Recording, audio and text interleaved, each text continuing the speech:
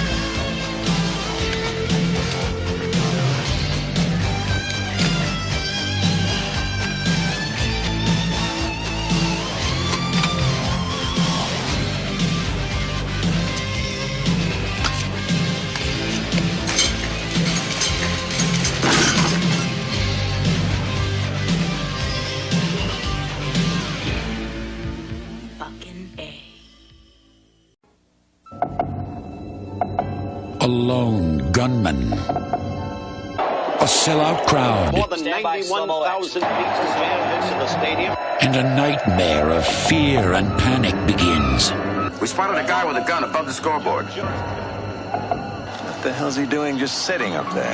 I figure he's waiting till the end of the game and get away in all the confusion. The 2-minute whistle blows, it's your ball game. I could just barely make out the top of his head. He's zeroing in on us!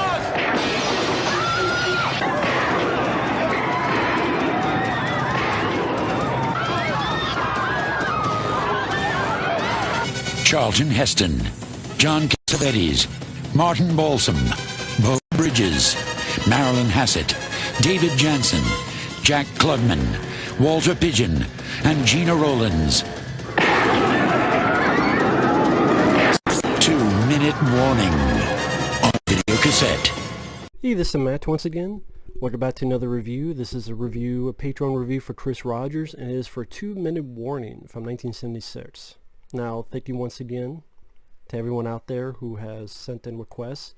You can do so either directly to my PayPal or by joining me on my Patreon. Both links are down below in the info box. But 2-minute warning. This is a film that I didn't hate, but I do have issues with it. I do think that the final 20-25 minutes and maybe the first 5-10 minutes are very effective. In the idea, I don't mind, which they will never do this idea again, but it was trying to be like those disaster films back in the day. You had the Tower of Inferno, you had the Poseidon Adventure. So they said, well, what if the disaster here was a sniper during a football game? So a sniper holds himself up somewhere high in the stands during this big important, I think it's called the LA Memorial Coliseum Championship X football game. It's a mouthful. And the first 5-10 minutes you see a sniper, and I liked the way it was shot. The music reminded me a little bit of a horror film, with how the music was kind of creepy, and you had these POV shots, like a POV of the guy walking around, and the POV of through the sniper scope, and he kills a bicyclist, I guess as a target practice. And I'm like, okay, wow, this is almost like a horror film feel. And the last 20-25 minutes, I don't repeat myself, it's effective, but the problem is the in between. It's really boring, because you have Charlton Heston, who I liked as an actor, but it feels like he's barely in the movie. I mean, he plays the police captain. You have the SWAT team leader, played by John Cassavetes. And I don't know if I would say Charlton Heston just doesn't have much to do until the very, very end. Most of it is just sitting there twiddling his fucking thumbs. And we go with David Janssen from the TV show The Fugitive. And you have Gena Rowlands, and they're an older couple that bicker and bicker. You have Jack Klugman from the old Odd Couple TV show as a gambling problem, owes money to these mobsters. Beau Bridges, he has a wife and kids. And these characters are not really likable. David Janssen's not paying attention to his wife. I mean, that's part of the arc, is that near the end, he's finally says and does something nice for his wife, but for the majority of it, he's a bit of a prick to her, and they're bickering.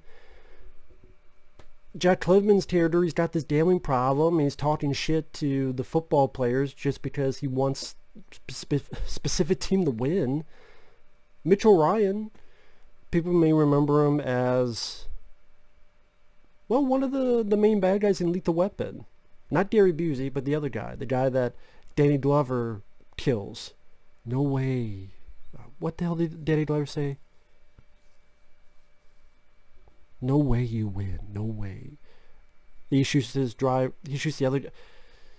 Mitchell Ryan's the guy who, when the bus hits the car, he's in the car and it blows up. And pretty much Danny Glover kills him. He was also in Clint Eastwood's film Magnum Force. He plays a priest. He doesn't have much screen time, but when he's there, I don't mind him just because I like Mitchell Ryan as an actor. I'm trying to think of what other characters. I think there's a girl who's a pickpocket. Beau Bridges, pretty much he's getting tired of these kids, and at one point he fucking smacks a kid in the face. And then when the kid's crying, he's like, okay, how much are those hats? Because the kid wanted a hat, and he's like, no. And then the kid mentioned, well, you know, he lost his job, so he doesn't have any money. So then Beau Bridges smacks the kid. They won't do that in a movie nowadays. The kid kind of deserved it, but at the same time, yeah, it's pretty harsh. And it's like, okay, do I really like Beau Bridges? Not really. So here I'm a bunch of characters I don't really care. And then once in a while you have a sniper kind of just aiming into the crowd, not firing, not doing anything. So, I mean, the characters are not the most sympathetic. Arguing couples, pickpockets, gambler with a debt, Beau Bridges who hits a kid. Charlton Heston's character doesn't really do anything in the story. I mean, him and the John Cassavetes, the SWAT team leader, the blimp with the camera sees that there's someone up top, and then they notify the authorities, and then one guy tries to stop the sniper, but then that guy gets knocked down. They try to figure out what to do with the sniper, if we're able to hit him, or we're able to sneak up on him.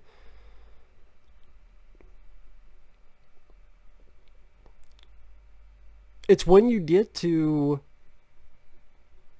the finale, when the sniper starts shooting, and that stuff is intense. When people get hit, it's rather violent. More violent than I thought it would be. Some of the characters I've talked about get killed. The sniper shooting randomly into the crowd. You have that frightening thought. If you were part of a football game, or part of a basketball game, or part of anything, and then a sniper just starts shooting wildly, the film, I thought, caught the panic, the danger, the crowd just going absolutely crazy, stumbling over each other, pushing each other, some people getting trampled, some people almost falling over the rails, what's the phrase I'm looking for? Not a phrase, but word. I can't think of it. The insanity, the apeshitness of what that particular event, when that occurs, I believe this is what would happen. So I thought that was rather effective. And spoiler alert, spoilers, Charlton Heston does shoot the sniper. You don't find out who and why he's doing it, which I was fine with. I know Roger Ebert had a problem with that, but I was fine with it. Kept him mysterious. You didn't need a motive. Didn't need to hear a motive. But I would say the last 20-some minutes saved the film for me. And yeah, I like the idea. I just wish Charlton Heston had a lot more to do. A lot more to do with the investigation, a lot more to do with maybe there's other snipers. That's what I would have done. I would have said, or they find out there's like 4 snipers. And so the good gist of the middle of the film is Charlton Heston, and you do keep John Cassavetes, although he seems a bit wooden. So maybe get another actor. I don't know who. I mean, 1976. SWAT team leader. Charles Bronson. Why not? Get Charles Bronson as the SWAT team leader. I buy that. Charlton Heston and Charles Bronson. And the two of them have to sneak up on sniper number 1, sniper number 2, sniper number 3. You think they're going to sniper number 4? Nope. Then the finale happens. And really keep it on those characters. And in this case, it should have honestly not been a disaster movie type where you have all these other characters that you're trying to build up, Because again, that happens a lot of these disaster movies, whether it be Earthquake, whether it be even the Poseidon. They build up these characters for a good chunk of time, and then the event happens, and then, oh, who's going to live and who's going to die because of this event. But fuck, I'd rather watch The Swarm than this, and I like The Swarm with Michael Caine. 2-Minute Warning is an interesting idea. I think it is worth a watch for people who are interested in the idea or the trailer. It's not an awful movie. It's just, I think it does have its issues. I know there was a TV edit that forced in some other subplot dealing with, well, the sniper wasn't killing people and no one dies. It does some with it.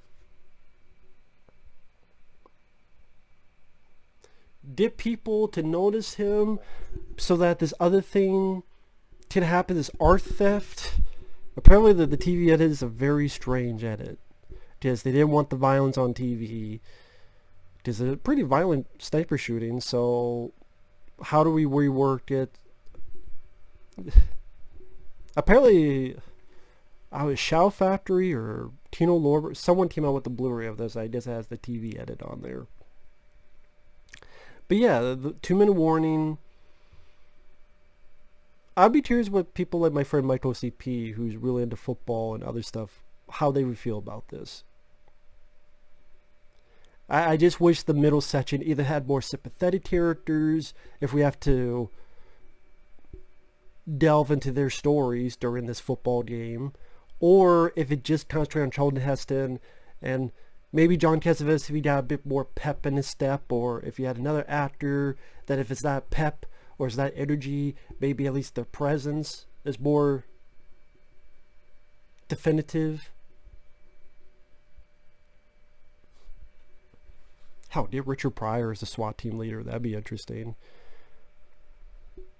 Foul-mouthed SWAT team leader. I'd be down for that. I've seen him play serious in Blue Collar. And just put a little bit of that sass. I'd see it. But, yeah. 2-Minute Warning. I didn't hate it, but I do have issues with it. I have to stop repeating myself. Thanks for watching. Take care, and we will see you guys later. Bye-bye.